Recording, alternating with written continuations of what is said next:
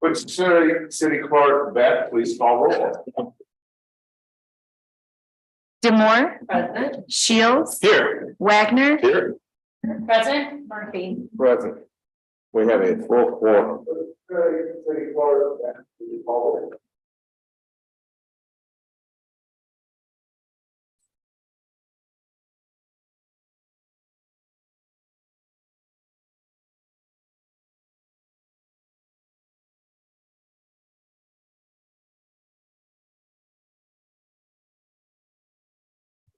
I lost the setting. The I'm reverb. like, why am I hearing myself? Okay. So the first is the presentations, is to hear a presentation on the status of the project located at 1420 Standish Avenue, formerly the Michigan Maple Block property, and I'll turn it over to city manager Strable, or I'm so sorry.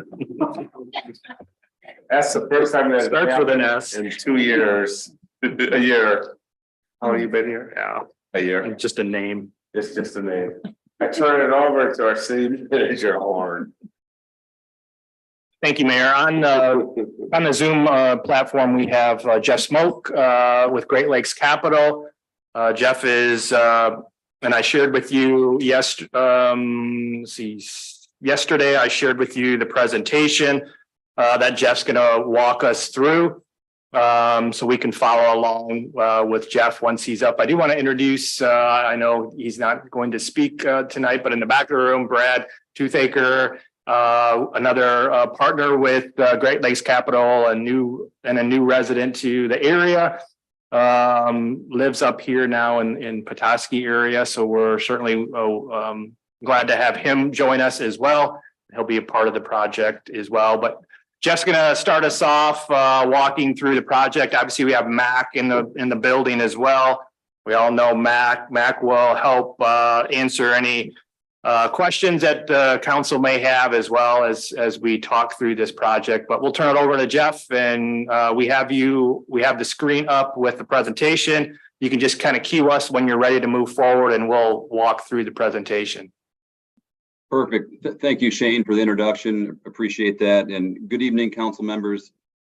I appreciate your time tonight. My name is Jeff Smoke. I'm a developer with Great Lakes Capital. So I'm going to share some high-level details of this multifamily project that we've been working on for the last 9 months or so. I know most of you have already seen this packet, so I'm going to keep this presentation pretty brief and allow plenty of time for questions at the end. So with that, we'll jump to the next slide.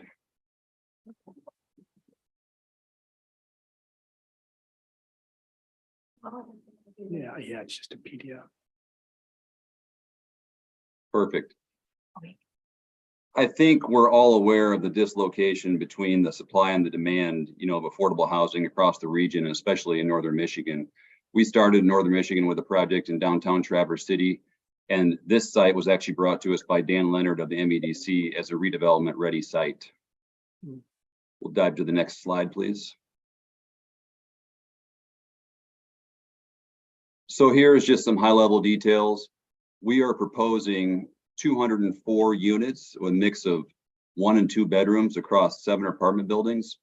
This is a full service, a full amenity apartment community. We'll have a pool, dog park, full clubhouse, pickleball courts. The units will be modern, obviously new modern units, washer dryers, solid surface countertops, stainless steel appliances, conveniently located on the river. We're also incorporating a lot of trails and really trying to tie in to that outdoor lifestyle up north. The proximity to the college, and we can get into some of the maps later, but really lends itself well to this site.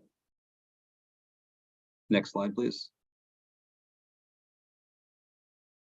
I think this is a great aerial that kind of captures, how big the site is and how close it is to downtown, along with that connecting trail up to the community college.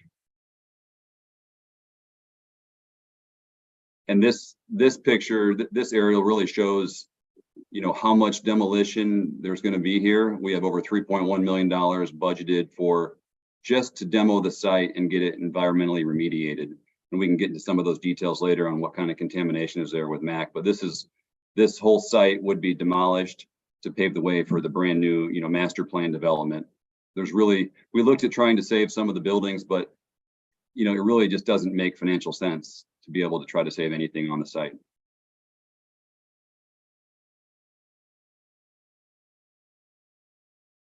So this site plan has taken us about 9 months to get to where we are today. It's the most efficient layout that we could come up with to get the density that we need to make the numbers work. At the top of the slide there, you have kind of the community areas with the pickleball courts, dog parks, and so forth. We also do have, in early meetings with Shane, a commercial component was going to be, an important part of this development to get the support of the city. And so we have that planned in here. And we get this request a lot, but typically we don't want to do the commercial component until we have the necessary density that we need, or we have a tenant. So in our proposal, we're going to be getting this site pad ready, but we're not going to build it until we either have a tenant in hand or have a master lease of some sort to develop it, because we're going to need the proper density there to get the right commercial or retail component. But we do want to do it. We just need to make the numbers work. I know there's been some questions about, what is it going to look like? And so this is an example, a real life example of some projects that were done down in Traverse City with our partner. And so this is, a pretty close rendition of what we're planning. One thing to notice is the interior corridors. So where those two columns are, those are a lot of times in the 3-story, garden walk-up apartment, we call them. Those are left outside or exposed. So we have these inside. So it's a nice amenity in Northern Michigan to have that, with still plenty of light coming in with those windows. And then most of the units will also have balconies or decks as well. And here are some more, sample elevations of that same plan with architectural detail.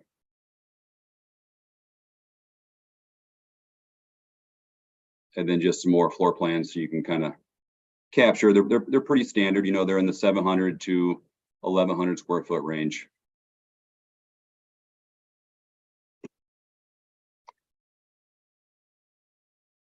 Now any real, multifamily project that we're doing nowadays has to have some sort of what we call incentives or offsets to make them work. And this project is no exception. So this list here is just, to highlight some of the offsets that we're going for. So we've applied for the Eagle grant and loan, also the blight elimination grant. The tax abatement is something that we're going to talk about in the future. Then also the brownfield TIF, and then the missing middle and MEDC CRP grants. Those are the two biggest grants. And so the missing middle is one that we've applied for. That's administered through MSHDA, and that requires an income limit of between 80 to 120% of the AMI for a certain percentage of the units.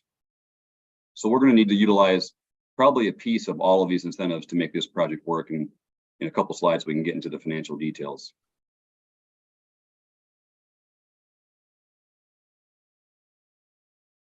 So this incentive approval timeline we put together is really a best case scenario that takes into account a tax abatement, the blight and Eagle grants. The MSHDA and CRP grants should follow this timeline. So what this does is it gives us a best case option of breaking ground in August. Next slide, please.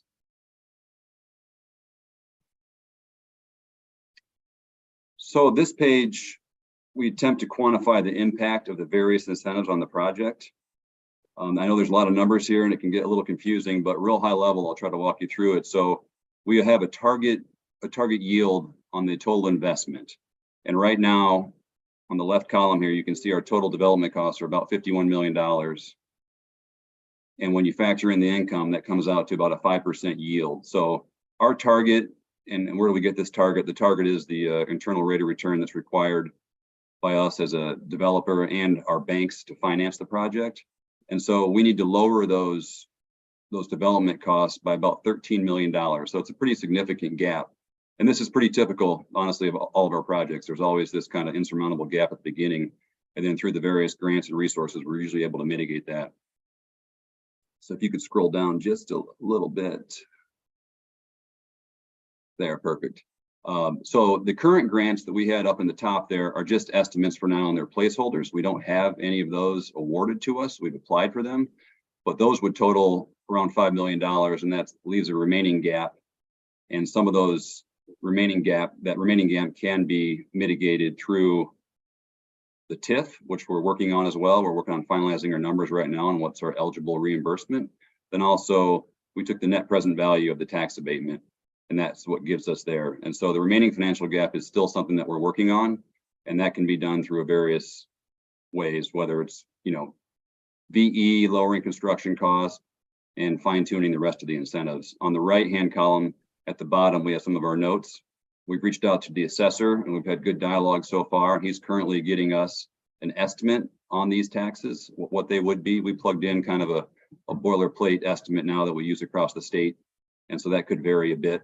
The current land taxes are around $45,000. And keep in mind, when we do get to the abatement discussion, there is no abatement on the land itself. So that'll get reassessed. Once we acquire the parcel, that'll get reassessed at our new purchase price valuation. And so those taxes won't go away. The abatement or through the NEZ is only going to apply to the improvements that we make to the parcel. And next slide, please. In applying for the MSHDA grant, we got several letters of support. We reached out to a couple of the employers in the area. McLaren and North Central Michigan College were the two biggest ones that expressed a huge need. They've talked about losing candidates to fill positions because they simply couldn't find housing in the area.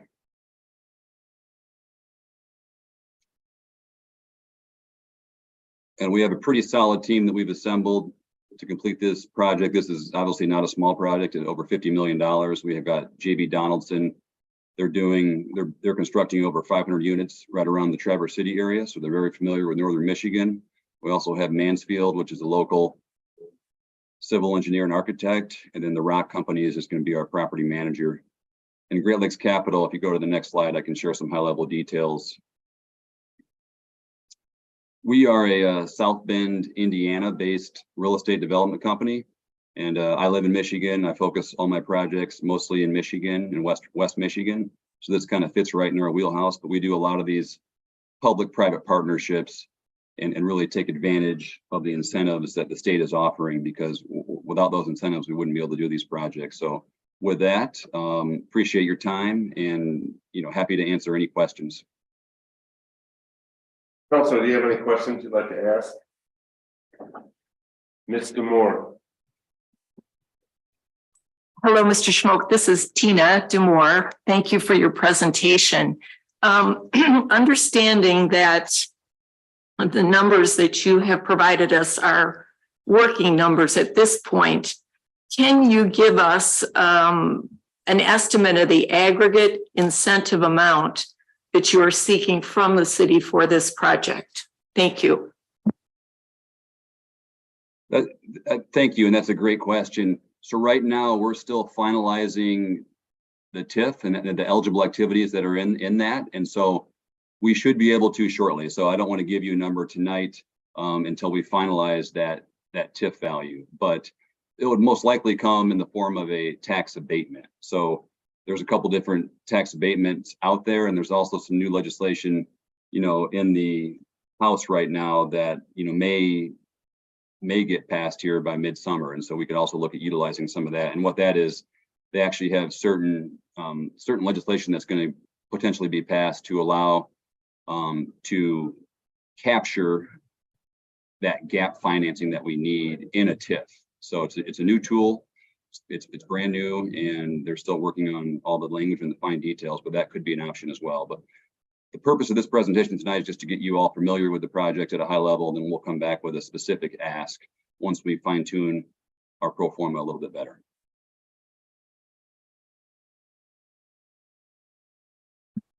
As a point of clarification, you will be able to give us that aggregate amount though at some point coming up? Oh, absolutely. Yes. Thank you.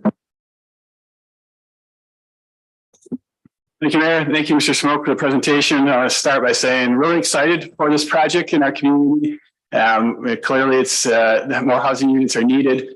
looks attractive. So I'm thank you for your interest in our community. To follow up on Mr. Moore's comments or question, this might show that I am new to this subject, but with that capital stack gap, and I saw an 8 million number, and you're able to aggregate a number for us. Is in that abatement deal, are we going to be able to have some sort of negotiation? I just look at the timeline, which is really exciting, a potential August timeline. But my concern is, as being responsible for the financial health of our community, to be able to have an ability to negotiate a little bit. Is there room for that? Is my first question. And then my second question is, and again, this might be too late, but it looks like there's a lot of incentives that would come as far as tax incentives. But was there more density? I assume would allow for the numbers to make it more sense, reduce that capital gap. So it was a fourth story ever part of the discussion. I know that has never come to this body. So I don't know if that type of increase in density is probably, again, we've been working on this for 9 months, probably too far down the road. But it seems like that makes sense as another part of discussion in your accounting. So is that something? So my question is that something you accounted for, or is the 3 stories? Does that make any difference financially? Thank you for that long-winded question. No, I appreciate that. And it's a great question. It's actually where we started was 4-story buildings with an elevator. So you can actually get additional brownfield reimbursement, but we ran the numbers and the extra cost, outweigh the benefit. So we found, over this past 8 to 9 months that we've been kind of tweaking this model a little bit. The 3-story walk-ups provide the most value. So great question. To get more density, yeah, typically you could do that, but you have to add in elevators and then it gets more complicated and more costly. So for this site and this market, we feel pretty good about the 204 units. It's a pretty big development, in Petoskey, given Petoskey's, population. Great. And the ability to negotiate on the abatement. Yes. Oh yeah. I mean, it's something that we'd have to work out, right? So the way that works is, and in that timeline we put together, I think we allowed for there's, a public comment period between 30 and 60 days, I believe. And so, yeah, we would work out the details of what that looks like. Great Lakes Capital and the city of Petoskey would work through that together. Thank you very much. Ms. Walker. Thank you, Mayor. Thanks, Jeff, to you and your colleagues at Michigan Capital for putting your presentation together. Sarah Beck, could you bring up the slide for the timeline again, please?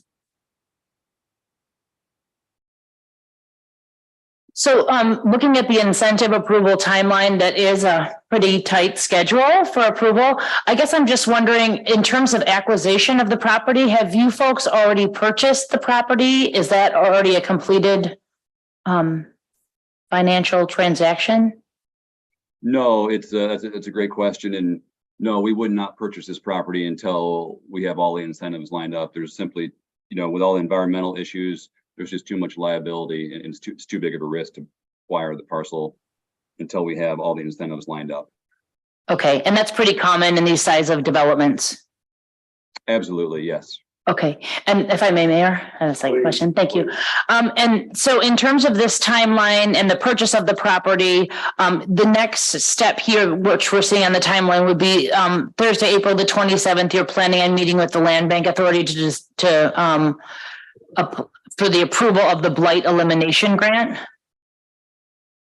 Yes, and our incentive consultant, Mac, is in the audience tonight, and if he wants to speak and if you have more detailed questions. But yes, and so Great Lakes Capital went through a process about a year ago to become a state certified land bank developer, and we went through that, and that helped speed up the process from the state level. But that's just something that very few developers, have those credentials. But Mac, if you want to share anything.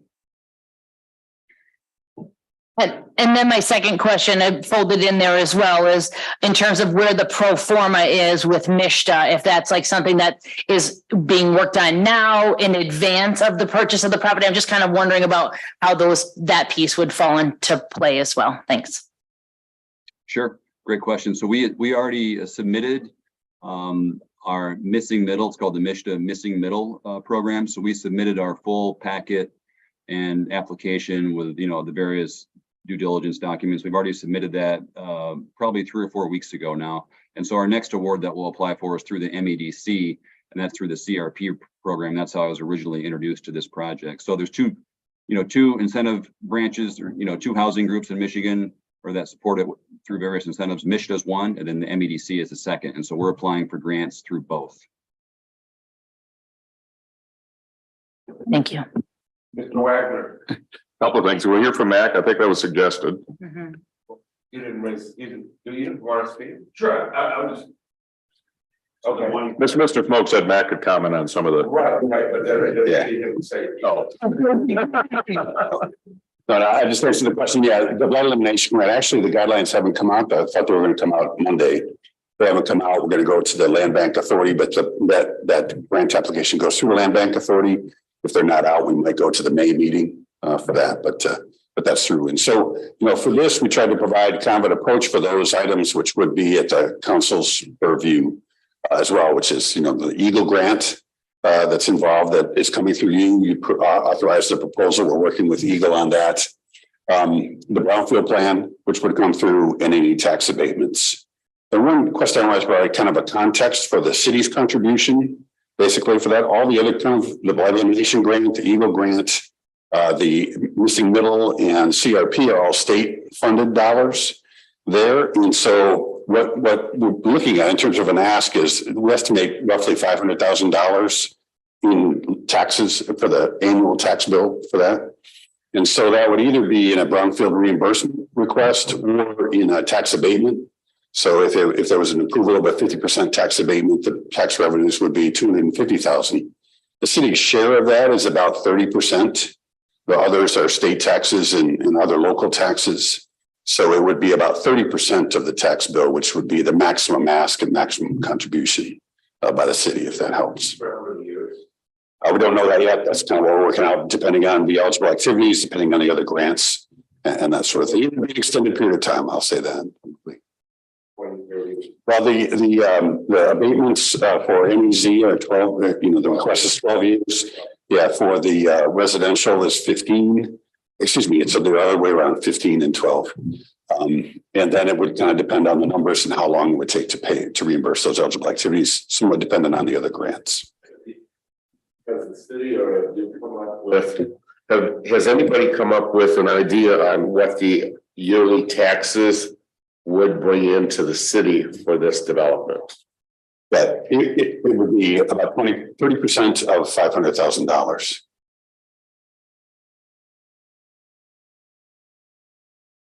And just to confirm, we reached out to the assessor, and so he was waiting for some information from me, which we just recently got to him. So that's why this is still, kind of we call it a draft or pro forma packet.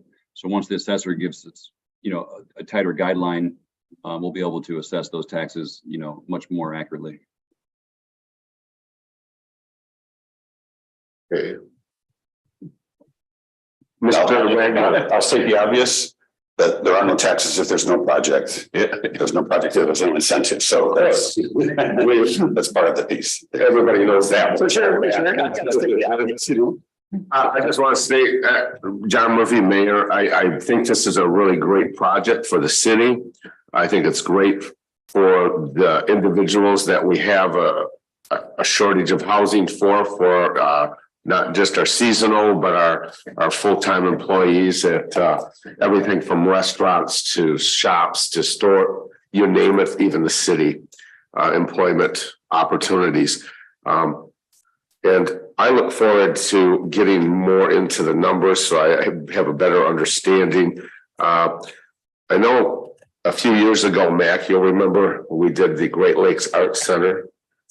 And because I felt I pushed this issue, and I think the city adopted it at that thing, was for the city to collect 20% of their what we would collect for taxes. And you would feed off of the other 80% of city taxes towards this. The reason being, we are going to need to have public safety down there. When you have over 200 units, you're going to need public safety for fire. So it is going to cost the city not just tax rebates during this from the end of the year, but it's also going to cost staff time at that project as we go on every year.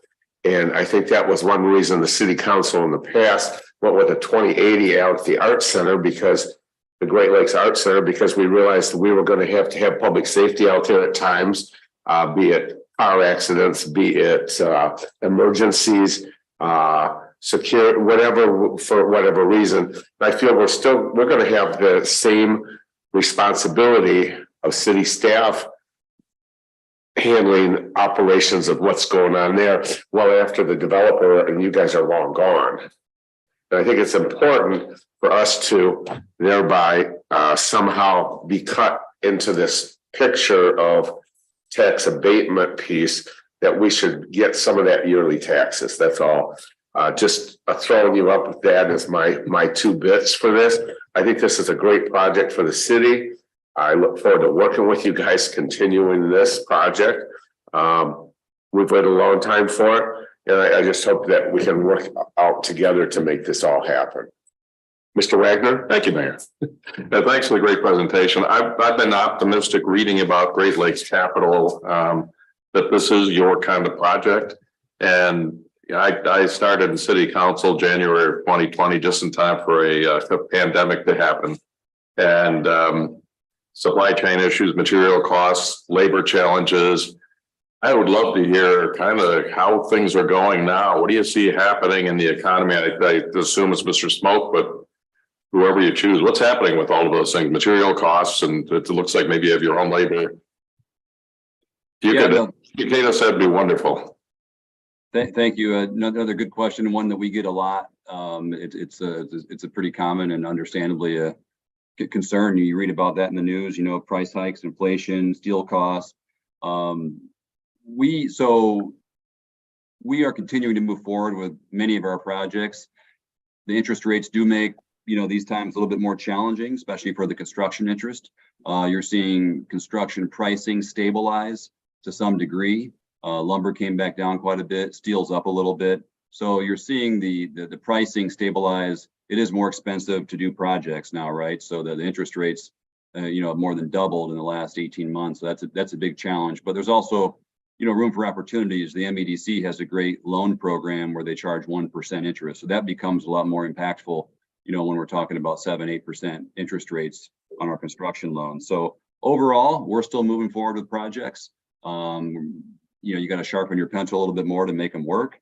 But, we're doing one downtown Traverse City. It's coming online August 1st, a showcase project, right down on Front Street. And we're going to hopefully do another one there as well. So, and then we have various projects, throughout the Midwest and even from North Carolina all the way to Utah. So we have a pretty good pulse on the national trends and pricing. And I think most importantly, we have the great bank relationships to be able to pull this off. And that's what it takes, right? You got to have a lender willing to finance this. And so we have deep relationships with several lenders that are, instrumental in helping us get projects off the ground.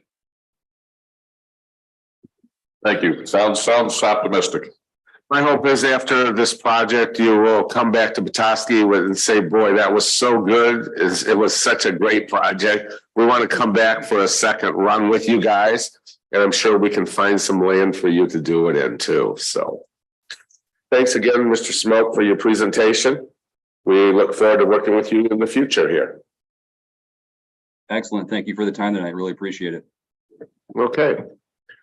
Thank you, Mac, for also coming up. Thanks, Matt, for showing up, giving us your input. Next consent agenda is the adoption of a proposed resolution that would confirm approval of the following: March 20th, 2023 work session and the regular session city council meeting minutes, as well as acknowledge a receipt of certain transactions administratively that have been occurred since March 20th, 2023. as well as C, D, and E, which involve the Dunkel excavating in the amount of 21,000 and a bit more for Jennings Avenue retaining wall replacement. Also, the GLC environment contract from Kalkaska for 82,000, 2-year period for water service line material verification. And lastly, is request for the state of Michigan legislature bodies as well as the governor's office to revisit Bill 5054 regarding the pensions best practice and authorize the mayor and the city manager to execute the support letter to state officials. Is there any questions or a possible motion? Mr. Moore?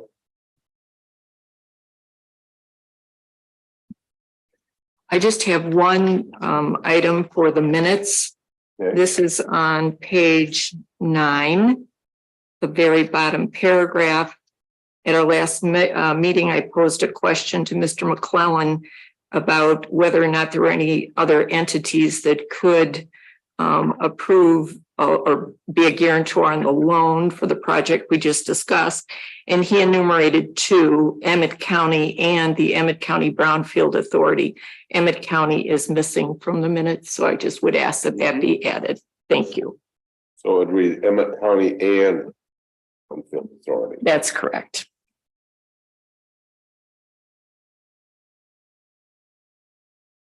Thank you, Mayor. I did have a question on the check register. Okay. If Ms. Beck or Shane could remind me on page 20. So the municipal underwriters of West Michigan, it was an entire section totaling about $121,000, and that's for insurance and bonds. Can you just remind me how that works? We pay annually for the insurance on our bond, or just explain that to me, please. Thank Yeah, you. this is a one-time payment for insurance, whether it's, I believe the 57,775 is our municipal vehicles. That's our vehicle policy, insurance policies. The others are policies on buildings and such that, we have insurance like you would have insurance privately on our facilities and other areas around the city. So that's a one-time policy payment. Excellent. Thank you so much. Yep. That was all for my questions, Mayor. Okay. Thank you. Mr. Wagner? Mayor, I'm comfortable with all 3 items that were budgeted and bid, and I'd like the motion to approve the consent agenda. Thank you. Support. I have a motion from Mr. Wagner and a second from Mr. Moore. Any other discussion? I go to Ms. Beck for roll. Wagner, Yeah. Demore. Aye. Shields. Yes. Walker. Yes. Murphy. Yes, motion passes. Now is public comment time. You have an opportunity either online. Is there anybody online? Yeah, like 15 people, Okay, but either online or in the audience here. Come up, give us your full name, full address, and you have a bit of time to speak to council. Come on down. Push the button, the red, so it goes green. Kyle Buckmaster, Bear Creek Township, Address. 3860 Sheldon Drive, Petoskey, Michigan. Just a couple of questions, and I wish your people could have stayed or been online to maybe they could answer them, unless you guys know. I hadn't even thought about it really until they started talking about walk-ups for 3 flights of stairs. And I'm just wondering, since the city government has involvement with this project, if ADA would apply, why there's not a requirement for, or maybe I wasn't understanding that right, that maybe they are going to have elevator. I don't know. I didn't, but it sounded. We'll find that out right now. Hang tight. Few minutes. Yeah, it really is, anything that we build has to comply with federal and local guidelines, and you have all the first floor units that will comply with ADA accessibility. What about second and third floor? They don't need to. They don't have to even with ADA? Yeah, ADA is accommodated by first floor units, so, and there, as Jeff pointed out, Mr. Smoke, there's a significant cost of construction becomes even more prohibitive when you add elevators, and so Mhm. we're absolutely building into federal local guidelines. Oh, I never knew that. Thank you. My other question was, in regarding to the brownfield funding that, will be received. Is this just traditional brownfield or is this transformational brownfields? Because it makes a big difference. Shane, 2 minutes. It's Mac. I'd have to ask. I'm not sure. Could you get that answered for me? I don't know, and it's just a project and that sort of detail, he's more into, and certainly Mac would be the expert. Mhm. May I ask- I'll get an answer for you. Okay, So it's transfers. transformational, traditional or transformational brownfields. And maybe find out what kind of brownfields they usually go for in this type of project, because it sounds like they've done a lot of these projects, so they probably have a kind of a formula sort of thing for that. Thank you. That's it? Okay. Anyone else wish to speak to council? Anybody online wish to speak to council? No? All right. Moving right along. We'll turn to city manager Horn for his city manager update.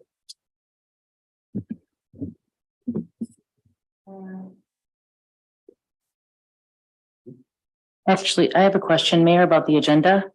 Don't we have to go through the individual contracts before, or were these all approved with the minutes and so there's no conversation on the 3 contracts? You could have asked. No, that's fine. I wasn't clear. I just wanted to make sure that, okay, so we're moving on. There's, Let's, in this case. Do you have a question about it?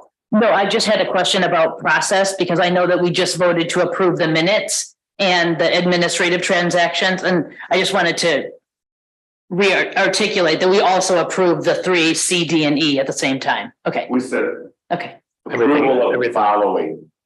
That would confirm approval of the following letter, right? And the following is A, B, C, D, E. okay, got it. Thank you. We will always entertain the opportunity for discussion on those. So.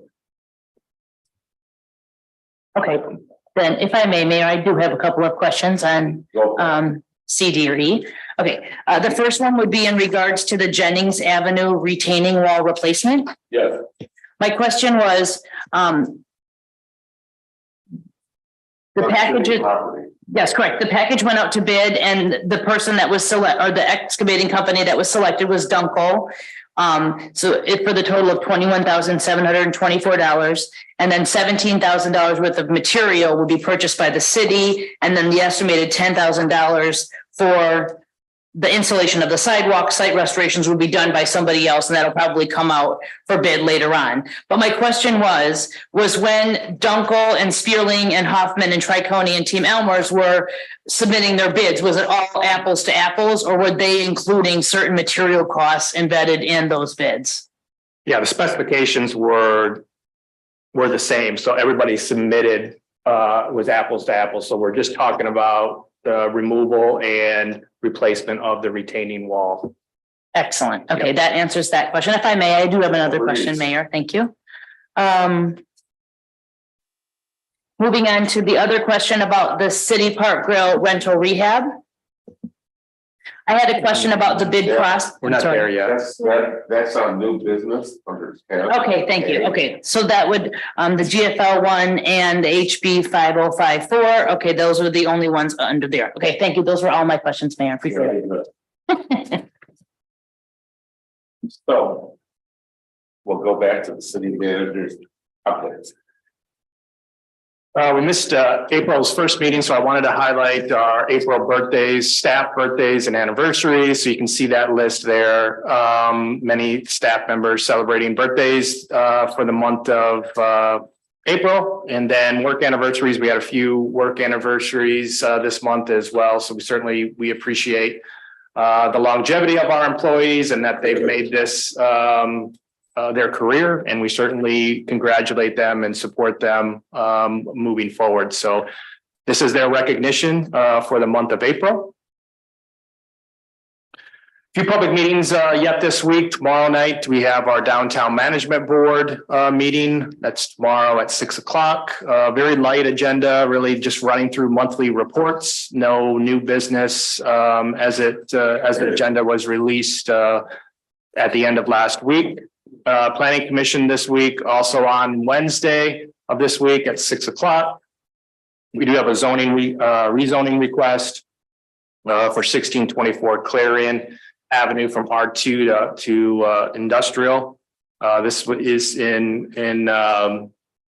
consistent with surrounding zoning of that particular area with that parcel, matching that zoning. So that will be on for discussion of Planning Commission, and also the short-term rental ordinance language will be reintroduced for discussion as well. Our John Eichelangeli has spent some time looking at the short-term rental ordinance, and we'll be discussing that with Planning Commission and obviously moving that forward to council here shortly. But we're continuing to work on that, getting feedback, and this will be another opportunity for that for the Planning Commission. Few project updates. You may have noticed some work at our Marina gas tank, taking advantage of some really nice weather we had last week to remove the old gas tank at the Marina, installing the new significantly larger tank that will allow us to support more boats and traffic that way. So the tank has been placed. They're doing some backfilling. That project will be continuing over the course of the next few weeks. We hope to have it, or we'll have to have it online by really the second week of May is when we'll need to have that tank functional. We'll likely have more landscaping to do after that period of time, but we need to have that tank operational here within the next couple of weeks. The first or second week of May is kind of our drop dead date for that. A few things to highlight. I have internally promoted Lisa Denoyer as our zoning administrator. Lisa has functioned in a lot of different areas, doing zoning work, working closely with the planner. Lisa also supports public works, parks, and planning from an administrative assistant standpoint. So now she'll be focusing her responsibilities solely on zoning, and then working closely with our contractual planner at this point to facilitate any planning and zoning work. So Lisa will kind of do the day-to-day stuff in the office and work very closely with John as our contractual planner, facilitating those needs. Code enforcement officer position has been out there for a while. It's actually closed. We'll be interviewing. We've shortlisted 3 candidates, and that'll be happening. Let's see, today's 17, next week, next Tuesday. We'll have a panel of folks that will be interviewing 3 candidates. So we're hoping to get that position filled and up and running, hopefully by the end of May. Mitchell Street, hopefully you've seen a lot of our progress on Mitchell and US 31 project, doing some cleaning up of that area, opening up the sight lines. Crews we're working today, getting the sidewalk prepared to pour. Our street trees have arrived as well, so we'll be doing some plantings there. We'll be adding some light fixtures, relocating our gateway signage as well. So that project is really looking and moving along very nicely. Hopefully to have that project done again likely by mid-May, before all of our visitors start arriving for the summer. Bridge Street reconstruction kicked off last week. No no major issues there. That project will continue until mid-July with a street reconstruction project. And then I'm again happy to let you know the clock tower project, May 6th is our date where our vendor will be on site to reinstall all of the equipment at the clock tower. So we'll have a functioning clock tower once again. So we're excited about that. A few things staffing wise to celebrate. We, after a fairly, it was a very competitive interview process as we interviewed internal candidates to be promoted to lieutenant after elevating Director Card to that position, which left the lieutenant position opportunity vacant. So we had a panel of folks that came in and interviewed some of our internal candidates, and really happy to announce that Matt Mikulski will be our next lieutenant and was sworn in by our city clerk last week for that position. We're going to bring Matt in front of you at I believe it's the next meeting that we'll have Director Carr bring Matt, and as well as Public Safety Officer Sydney Blair. She was sworn in last week to a new Public Safety Officer. Sydney performed as a cadet over the last few summers. Is familiar with us. Obviously, we're familiar with her, so we're excited to bring her on board as well. So those two announcements, we're really glad to have them on board and excited for them in their new roles. Any questions for me at this time? Council, Ms. Walker. Thank you, Mayor. Thanks, Shane, for that great report. Could you tell me, I know that Lisa Denori has been instrumental in helping Parks and Rec with their meetings. So will there be somebody else to replace that role, or will she continue to assist Parks and Rec in their monthly meetings? So she will be, we have internally posted her former job as administrative assistant to Public Works, Parks and Planning. We're moving one of our clerks in the finance department into that role, which has created another, it's like a domino effect. Once one position opens, we're chasing the open position. So right now we posted internally the account clerk receptionist position downstairs. So that's due by the end of the day tomorrow. So if we have no internal candidates, we'll go out and seek candidates externally. So Lisa will be focusing her duties and responsibilities solely on zoning. Mr. Shields. Thank you, Mayor. Manager Horn, is the zoning administrator position, is that a new position?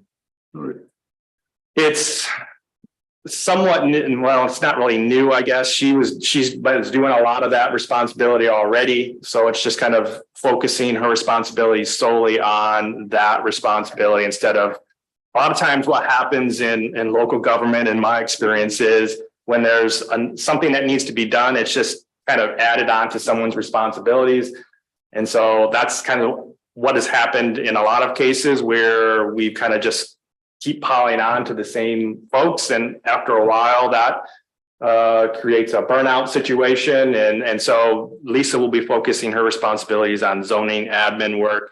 She was doing a lot of it with the planner anyway, working very closely. Now she'll be able to focus in that department's very busy, getting a lot of requests and things like that. So that'll really focus her responsibilities. So there's not really a new position there. We haven't opened up any new position. It's just kind of backfilling now the responsibilities. Yeah. Mr. Shields. And one more, with the contractual planner position, is there a timeline for that? Well, John's not actually had a planning commission meeting yet. So this will be his first one Wednesday. So I wanted to give him some time to work with the planning commission, bring some stability to the position, give that some time. I think anytime there's a a vacancy like this, it's a good time to step back and reimagine maybe and see if there's any opportunities to do something maybe a little differently. Not that necessarily that's where the direction we're going, but I think you analyze all those possibilities and while the position is open and so that's kind of what the process we're going through right now. If we may just decide with your input, I would certainly appreciate maybe bringing back a full-time planner is what we need to do and what we need to focus on. But is there an opportunity here to potentially look at and maybe an expanded role, a department head level position where we can kind of merge a couple different functions into one department? But certainly open to your feedback and your comments on maybe how that could be constructed. But I wanted to give John a few months, a few meetings to kind of, again, bring some stability, bring some expertise to that and see kind of the feedback that we get from there, both from planning commission members, from you as what you hear in the community, and then respond accordingly. There is a lot of, if you're on MML's classified section, there's a number of city planner positions that are communities that are seeking planners right now. So it's kind of a saturated market at this point. Okay, thank you. It helps knowing what Yeah. you're thinking. Anyone else? Public? Has any questions for the city council regarding city manager's update? Good. Move ahead to appointments. It's consideration appointment to the Building Authority Board of Commissioners. Do that one first.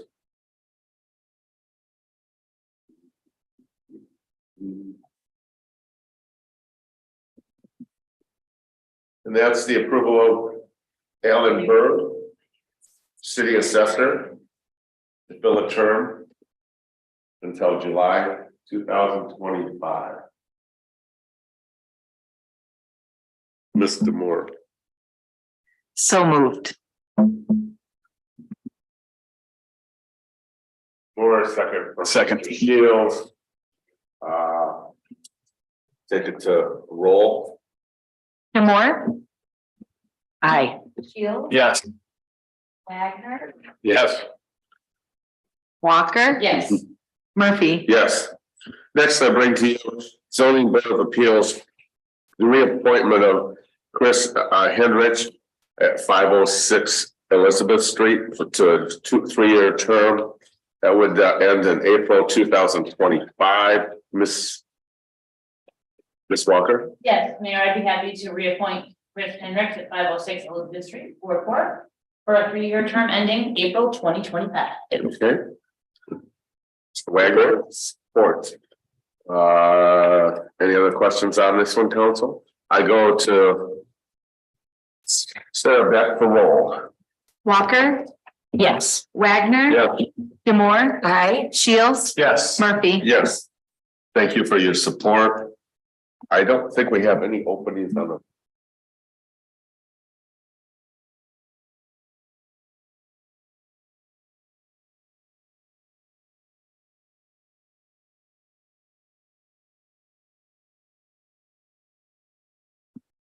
When he moved up, Oh, so. so there's a opportunity for DBA as well as a cemetery board appointments. If you have somebody that you think would be a good candidate, would serve the city well, please get with me or have them send an application in. It'd be nice if you give me a call so we at least know which way we're headed. Now on old business, first discussion of proposed ethics ordinance. I'll turn that over to City Manager Horn for this one. Thank you, Mayor. So we've had a couple meetings working through an ethics ordinance, started on kind of March 6th. We reviewed the city ordinance, working with the city attorney. We brought this forward to March 20th, which resulted in a few requested modifications. Those modifications are highlighted in the memo, the bullets on the memo. The ordinance, the ethics ordinance itself, those sections have been highlighted in yellow, the changes from the city attorney. So I would propose this again on for discussion and first reading. And so if there's any feedback or comments, we'll take that into consideration. But I think we've tried to capture your feedback and comments with these highlighted changes. Mr. Shields. I'll make a motion to set a public hearing for May 1st, 2023 for a second reading. We don't No motion. No, we don't typically do No, public hearings for. Sorry, I ordinance. use that language from a, Sorry, I like used second to reading. yeah, having yeah. a public hearing, that second reading, so that's my bad. Okay, so can I just say that I would just. About that. You want to make a motion to, No To motion. have our second reading. and No read motion. first. okay, We don't need a motion. Okay. We just have a first reading and then the second reading we have to do, and then that's when you, the ordinance could be adopted. do you have any questions about this at this point? For this, it's for discussion. Anybody? All right. Moving right along. No changes. You review that for the next meeting, however. New business is the adoption of a proposed resolution authorizing the city manager to execute a contract with Northern Lakes Economic Alliance for certified grant administrator duties associated with the City Park Grill rental rehab project. I turn it over to City Manager Horn again.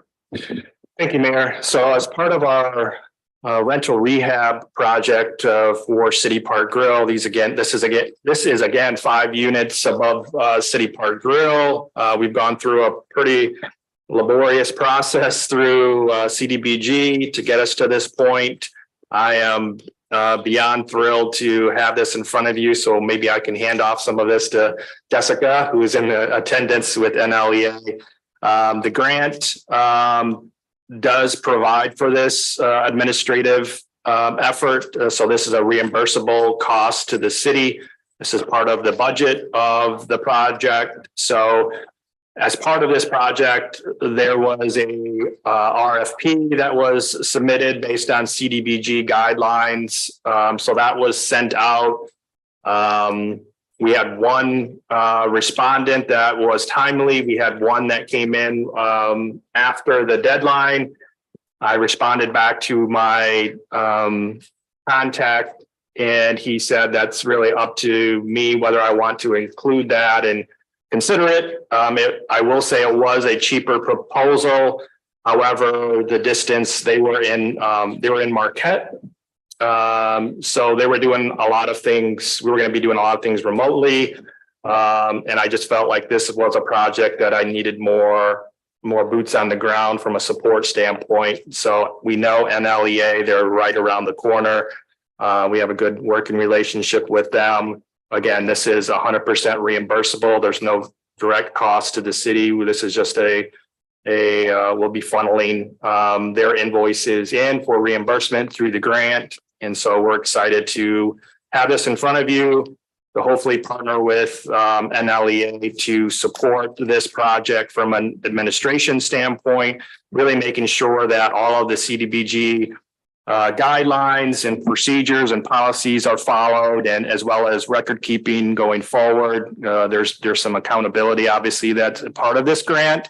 So I am happy to have a partner to kind of keep us as the city on task, making sure that everything's being followed correctly. Jessica is here. I don't know, Jessica, if you want to talk about your involvement or just leave it up to council at this point. Would you like to stand up and say hi to us? Come on down. It's hi, Jessica Love, Northern Lakes Economic Alliance. I received my certification in grant administration in 2017. This will be my 7th CDBG project. So if you have any questions, please let me know. Do you have any questions? Okay. All right. Showing up and There is, and Council Member DeMore brought it to my attention. what CDBG uses a lot of boilerplate documents, which this contract is kind of a boilerplate document. I did see, or Councilmember Demore alerted me to a section on page 70 where we just need to insert the general liability insurance requirement, and I will make sure that I handle that. There's just an insert section in parentheses there that I didn't catch. So we'll certainly take care of that to make sure that we have that covered effectively. And then the other item I would just note, this is not a deterrent to moving forward, but just if you look on page 64, item 4, it lists A, B, and C, which are alternative measures, alternative means of pricing. And then if you look at the bottom of 71, it addresses this and says the grant recipient should ensure that the unit price and or lump sum price payment requirements are deleted from Part 1, Section 5 of the contract if they're not used. So again, just another point of reference for us to address moving forward with the document. Yeah, thank you for that. So section or page 64, letters B and C would be removed from the contracts. This is strictly a cost reimbursement contract. So B and C do not apply. Thank you for that. And then I just had one final question, if I could, and that is, like, since we are outsourcing this very precise process, is it audited by our auditors in the same way something in-house or your efforts would be, or I don't know if you could speak to that. Our auditors will certainly look at it, but the bigger point of emphasis, I think, is the state and their auditing process and CDBG. We just want to make sure that everything is addressed appropriately, that we maintain records and everything is done. How, our auditors will look at this as well. But the bigger concern will be the state side and CDBG requirements for record keeping and process and things like that. And that was the other question I had for the CDBG. And again, this does not prevent me from moving forward with this, but I was curious not to see in the insurance section anything that requires errors and omission insurance, given the nature of this. So to the extent you could address that with CDBG, I would be interested to have that question answered. Okay. And I would rely on their response. Thank you.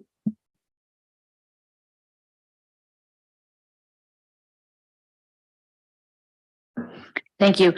Shane, I did have a couple of questions about like the bid process itself. So who else would possibly apply to be a certified grant administrator for a municipality or a project like that? Is there anybody else in this region? Obviously, Northern Lakes Economics Alliance is an ideal candidate to do this kind of grant administration, but I'm just wondering if there was anybody else that would have or could have applied. Yeah, as Jessica mentioned, there's a certification and a pre-qualification process that the state uses. And so once I put the RFP together, I sent that back to the state and they sent it to all of their state qualified contractors that have gone through their vetting process, their certification process. I don't know what that list looked like. I saw it at one point, but there's probably, I would say 30, 40 names on that list that this went out to. So, but it's just not anybody can pick this up and administrate this project. They have to go through a pre-qualification and certification process. Thanks for answering that. Yep. Mr. Moore. So just again, a point of clarification, we did receive another bid. The other bid was not timely. It was not, the NLEA was not the lowest bid, but it's the more preferable bid for a number of reasons. Is that a fair summary? That's fair. And, typically this was not I would say a traditional sealed bid process. Typically that's how we operate as the city where, we have a drop dead date and time, and if it comes in after that fact, we don't even open up the sealed envelope. We reject it completely. When that bid came in, I didn't open it. I asked our representative what to do, and he said it's up to me if I wanted to accept it or deny it based on that. So I did open it, and they were cheaper, but there was some concerns again about the timeliness and about the distance away. Travel distance was one of the criteria that we used in the RFP. They were just outside of that distance, but we still evaluated it. But ultimately, this is such a kind of boots on the ground project that I need to have that type of relationship where, you know, Jessica and will be coming on site, working with the owners, working with the contractors, and it's hard to do that when you're 4+ hours away. Thank you. Ms. Walker? Do we need a motion? Yes, we do. Mayor, okay, I'd be happy to make a motion to adopt the enclosed resolution and authorize the city manager to execute a contract with NLEA for certified grant administrator associated with the City Park Grill rental rehab project. Support the motion. So I have a motion from Ms. Walker and a second from Mr. Shields. Discussion.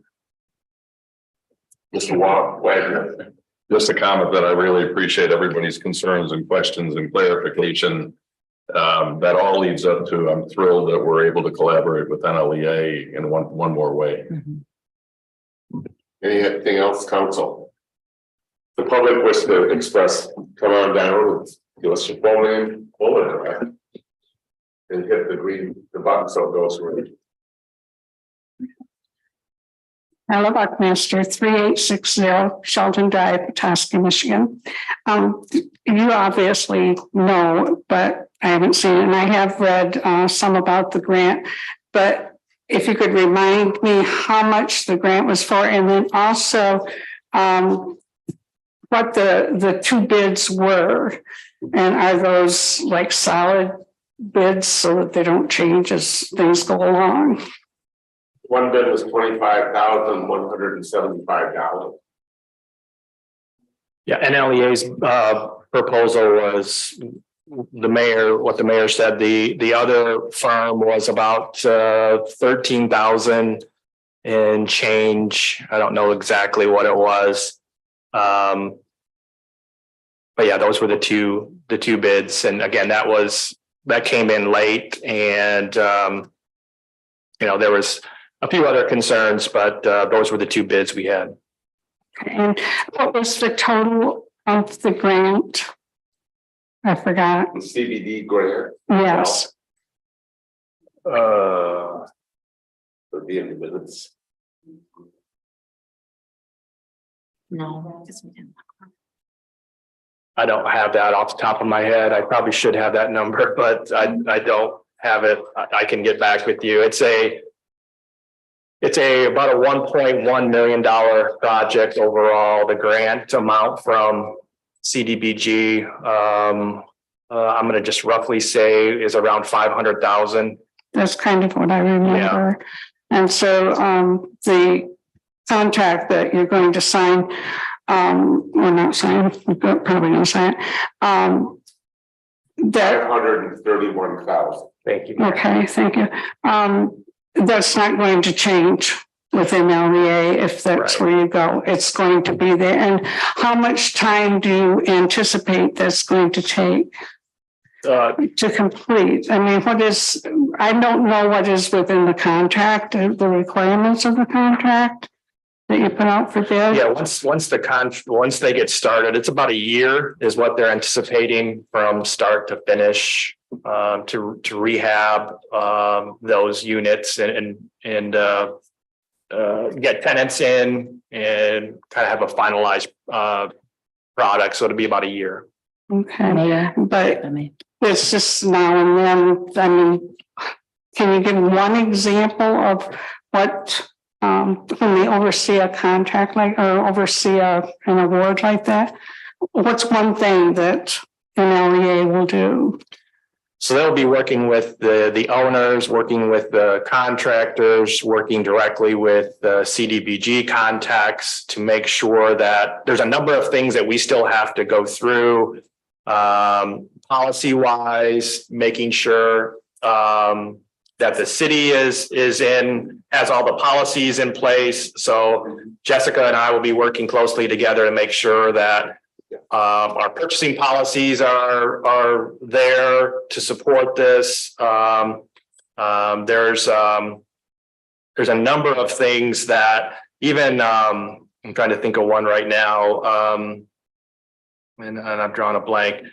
But there's a lot of things that probably don't even that don't correlate together. But if we're going to get CDBG dollars, we have to have these policies in place. One of them impacts like public safety and I'm trying to think of the policy name now, but excessive force. That's the one I was trying to think of. Like we have to have a written policy on excessive force in our police department. You know, you don't think those two things go together. You know, And all of these types of things are written down. so these things all have to be documented, and Jessica's going to keep us online or on task to make sure that all of those policies are in place and have been submitted and meet all those CDBG guidelines.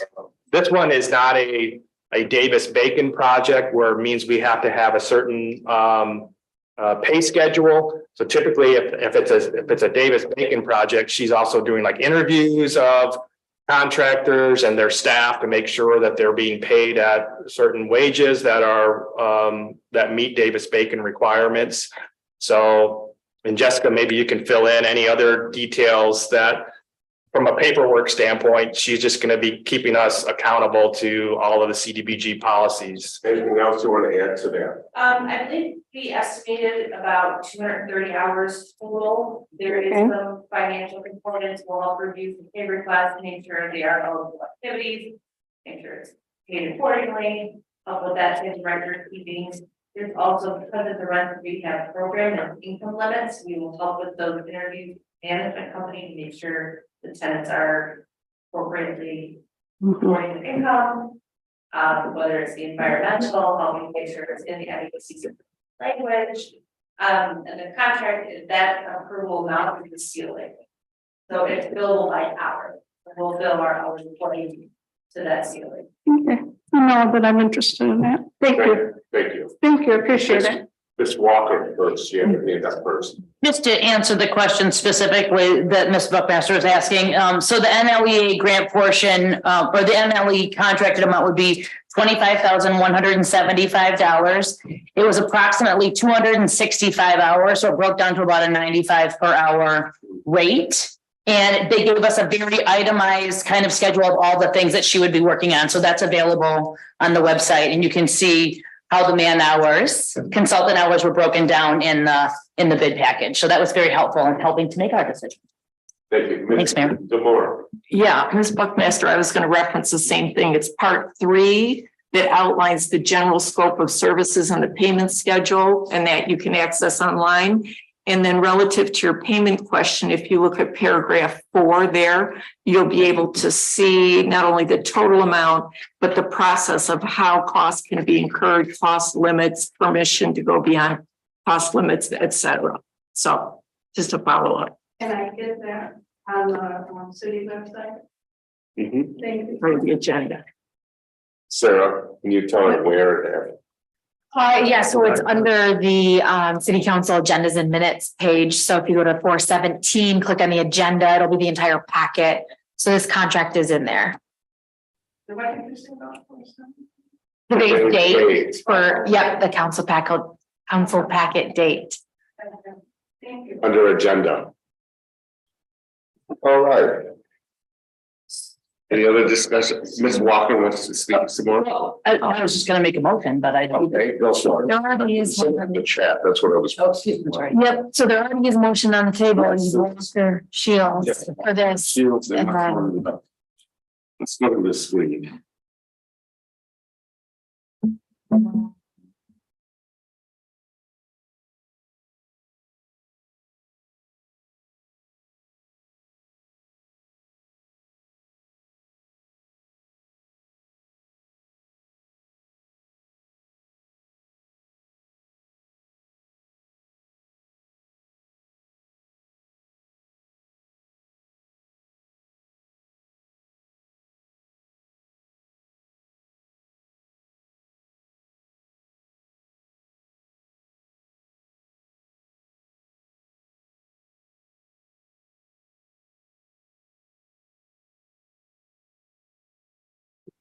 I would just like to express, Oh, I would just like to iterate, where is it?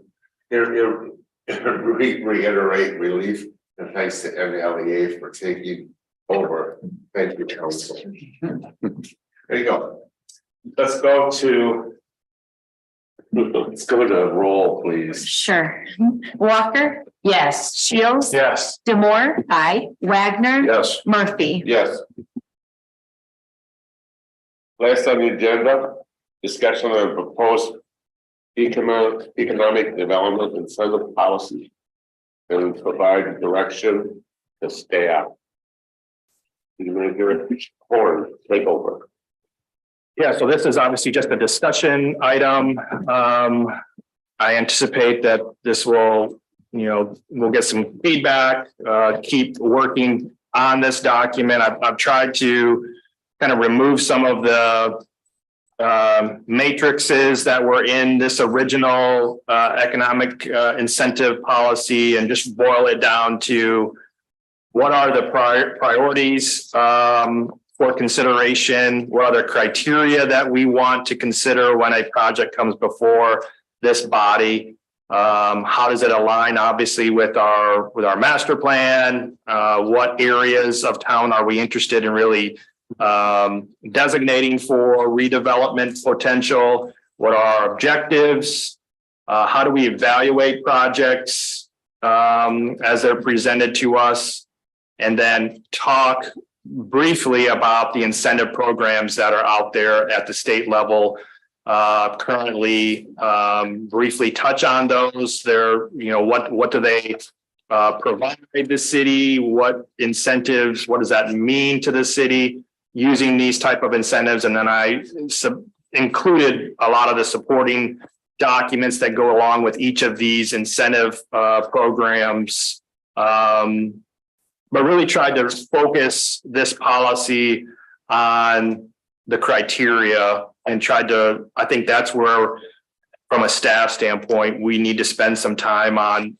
When I sit down with the developer and they're only talking about maybe higher end development, if it doesn't move the needle on affordable housing, or it doesn't address any of the master plan documents or the action plan items that we've gone through and updated.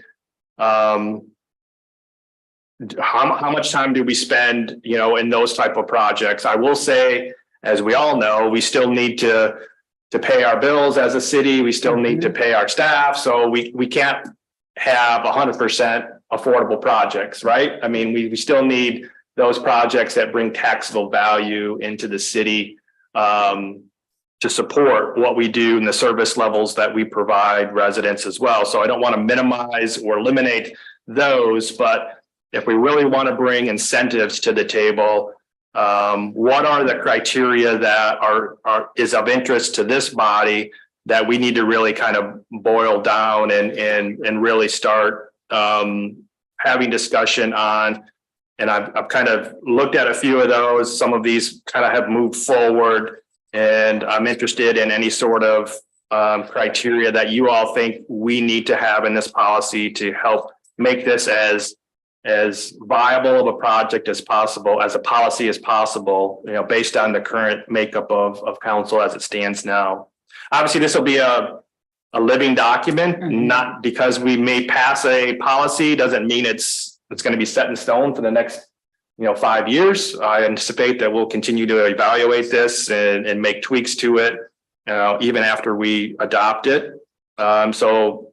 Policies change and are modified quite often. So don't think that we're set because we adopt this policy at some point that's the end of it. This is a breathing, living document that will change as we change. Council, do you have any questions or comments? Mr. Shields. Thank you. Thank you, Manager Horn. I'm excited to see this before us. I think the last time was maybe end of summer of 2021. We had a certain version of this, and we've been referencing this as something to address as council, and now it's here. So I'm excited for that. That being said, I I have a bunch of notes. I would love more time to sit with this and kind of take my scrambled notes and make it a little more coherent. Happy it's here. I look forward to spending a little more time with it. I'm not sure I can give some of my notes and ideas, but it might be better served if I can make it more coherent. I feel the same way. It is so large, cumbersome that I would like another 2 weeks since getting this, another 2 weeks just to read and to reread and to mark it up. Mr. Moore. First of all, I want to say, I think it's a great template that's been laid out here. And I think it's superior to a scoring matrix. Originally, this was going to be considered back in February at a special meeting. And I really do think this is a perfect fit for a special meeting. There you go. Because I think we're going to have a lot of dialogue around this. So that would be what I would propose, because like Mr. Shields and probably everybody else, there's a lot of writing all over this sheet. So Why don't we? When you say special meeting, are you suggesting work session? Yeah. Okay. yes.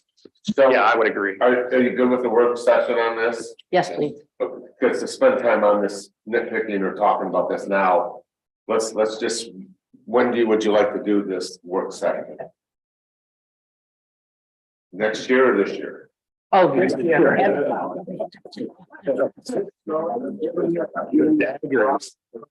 everyone. So when we're doing special meetings in April, so does that mean that we could do a special meeting in May or June? Sure.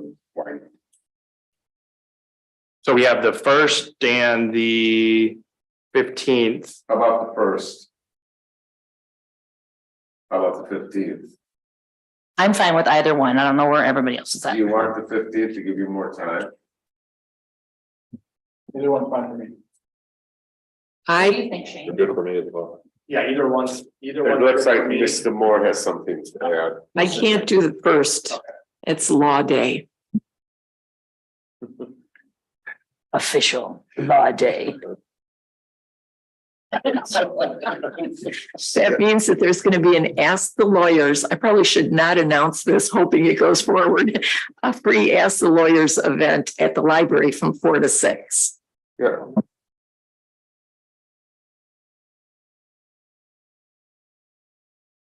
Put it at 5:30 for the 15th, okay? Perfect. All right, And I would just say, if you want to provide any written comments back, I can kind of compile all those and get it in front of council before that. two that I right off the bat is, I think this 2080 thing is very important, that we taxpayers do see us some benefits from anything that we do. We should not be going and having to get public safety, police, fire, ambulance, all of those things are going to be involved with the project as soon as it opens. And I think it's important for us to show people that we are also taking care of their needs, and we're taxing them for one issue of housing or a project. So, and the other one is the sunset clause. I think it's very important. I know right now we've got 3 projects out there with one individual that sits. 6 of them, and you can start with pennies for one, but who's counting? So we tabled that. City Council comments, Ms. Walker, number 4. Thank you, Mayor. I just wanted to comment that in our Michigan Municipal League magazine this month, the Michigan Solid Waste Policy Modernization. This might not be very important to most people, but for myself and my industry of the waste recycling and composting industry, the revampment of these very ancient solid waste policies we've been waiting for this for a couple of years now. And so it finally has come to fruition in the state. And we're really excited about moving recycling and composting forward for all of Michiganders, but especially here in Emmett County as a model program for the state. So stay tuned. We might have some elected officials visiting us to show our model Emmett County recycling program, which the city of Petoskey is a very important part of. So very excited about these new policies and opportunities that will arise for recycling here in the state of Michigan. Thank you. Has everybody toured that facility? Have you toured that Do you have regular tours like scheduled, or do we need? I should ask, we actually will be having a tour next Friday, April the 21st, in honor of Earth Day. So if you're so interested, I would please, be interested. there'll be several dignitaries as well attending this tour on the 21st. So Tour, when is it? that would be at the Emmett County Recycling Center, and I believe the tour is at 10 a.m. on Friday, the 21st.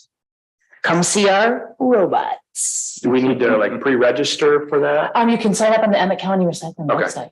Okay. I'll make sure I send you a link to Okay, thank you. it. Okay. Thank you. You had a question, Mr. Moore. All right, Mr. Wagner. No comments. Mr. Shield. I had a Woodford resident, Nancy Dewan, send me a packet of information on Citizen Tree Council that she's organized and researched. And she also submitted this, as I understand, to the Parks and Rec Department. And I think I just saw an email go to us, to the council right before this meeting. So it might be sent to all council members. But I've done a brief read through and think it looks well thought through and researched. And I appreciate Ms. Dewan's passion for trees and share those. And so I look forward to hearing what the Parks and Rec Department committee, the Parks and Rec committee sees and how if they discuss it. So I just want to thank Ms. Dewan for submitting that and sharing it with me. Ms. Dewan has been in touch with me quite a bit, as well as the city manager, as well as the parks director, Mr. Kendall Klingon-Smith. The areas that she is addressing of citizens making input on what trees are planted, where and when. We have a whole log on the internet, on scope of all the trees, their health, location, and size on every tree in the city of Petoskey. We had 60% maple up going into this last year. We realized that big blight would take 60% of the trees out. So what we are doing now is planting all these other varieties of trees, from flowering chestnut to you name it, locust. So I did contact a couple of cities that are involved with that process of citizens telling the city what to plant and where. And it is felt that it's another layer to get a tree planted. We also have an arborist. The other cities that she is referencing do not have arborists. We have arborists. We have a total database on trees. Inventory, yeah. Inventory. I believe that we are well positioned. I know she at one time came through with the League of Women Voters. Those, and I've talked to the head people on the League of Women's Voters, met with them, a couple of them, the top people and the president right now. They have stated that this is not a project they wish to undertake. That what they are going to do, they are involved with Arbor Day celebration. And that will be, I'll give you the date of that celebration, will be May 13th. It'll be at the Winter Sports Park from 1 till 4. There will be people trained, certified trimmers that will teach you how to trim a tree at your house, a fruit tree. Look what diseases are. They will give you all these instructions on that. We'll also be planting a tree. Will be in the League of Women Voters is very involved in this, but they're also more involved with us. So I suggested and talked to the school superintendent, Dr. Leslie Jeff. The school is involved with doing art of pictures of trees. Next year they'll probably get into a poetry, so there'll be a contest. Wednesday night, I'm going to the Crooked Tree. The 4 winners of the best tree posters. They're gonna pick the top one, will end up being enlarged and be put in windows for advertising of the Arbor Day celebration. All four of those I've talked to, and I've come up with $50 for each of those winners, that they will each get a $50 gift certificate, downtown money to spend downtown at businesses. So there is a lot going on trees and arbors and stuff like this, and that includes the League of Women Voters. Mayor, thank you, Mayor. Can that report that was have on the trees, I think I've asked for that before, but Manager Horn, can that direct me towards that? Is on the website or can be shared with council? I don't think I've seen it. You're talking about the survey and inventory? Inventory, yeah. Okay. Thank you. I've got a paper copy of it too. I can share with Derek, but like, yeah, if we could have a link to it, that would be very helpful too, because I do refer to it often. Sure. You'll send us a link. Thank you. But I know that initiation by her with the League of Women Voters was a great initiation by her, and we're thankful for Nancy for doing that. But it has grown to this other area right now. Just for the record, I support Mrs. Dwan's proposal and we look forward to supporting it to the future. Okay. For the record. I would say you should maybe talk to the Parks and Rec director. I'm happy to talk with Mr. Kringlesmith. Yes. Please talk to him regarding because he has done a lot of homework on this as well. Absolutely. Also the city manager, who's also been involved with the discussions with Ms. Dewan.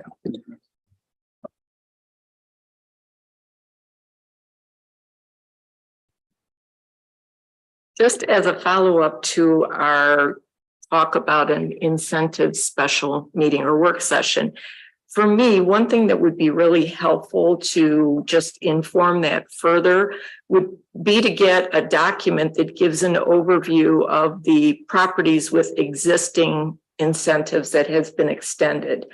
I mean, I haven't been here that long, and just to kind of have that overview picture, it doesn't have to be super detailed, but just where, what the incentive was, that sort of thing. I would appreciate that if that's possible. And then I just wanted to extend a thank you to the work by staff and legal counsel on the ethics policy, the proposed incentives policy, and also the 2023-25 action plan. And I also want to sincerely extend thanks to my colleagues on City Council for all of our constructive, collaborative, ongoing discussions and sharing of different perspectives on these topics and others, which I would suggest only serve to improve our work product and ultimate decision making. So thank you. Okay. And I would like to report back that in the next month or so, will be presented a board, a commission board. That'll be the community art project for the city. We have met several times, bringing to you a proposal that will involve Crooked Tree being involved with the process. But my goal is that I have a goal of at least 2 pieces of arts that yet this year being on display in the public. We're still working through the length of time, the cost, all of that. As you know, you've supported $40,000 in the budget this year, as well as the downtown management board put in $10,000. So we have $50,000 that we're dealing with right now to establish some public art. It would be art that would be in the public right of ways, up the river, along the bay. That's all to be determined. There'd be a selection group of people that are artists or thereof, including a student that would be involved with the process as well. I'm also bringing forward to you a junior council, so I call it a youth council that would have the opportunity of meeting with the city, myself, you, and we will maybe 4 times a year, something along that line. We'll let people get an experience on what it's like to be on city council, what it's like to be, and possibly they would pick a project they would want to work on, and staff or somebody along that line could help them as well. Yes. Question. 2 things. One, the Youth Advisory Council, which previously existed, is something I've expressed interest in being involved in. So letting you know that. Thank you. And second of all, I'm wondering, along with the Art Commission, will there be an effort to revisit the sign ordinance? Because there is this conundrum. For example, when we had the opportunity to have the piece of artwork pertaining to Ukraine, it was problematical because that fell under signage as opposed to a piece of artwork. So I'm just curious if that will be revisited. You were at the meeting, you want to answer that question? Yeah, I know. I will take on that. There will be a piece of it that will be available for the board to make decisions on a quick turnaround art such as that. Yes. Okay. It'll be built into the policy. It'll be a policy that you can pick apart here, city council. I look forward to that. Oh, I'm sure. Bring a sharp pencil, please, that night. There being no further business to come forward the city council, I call this meeting adjourned.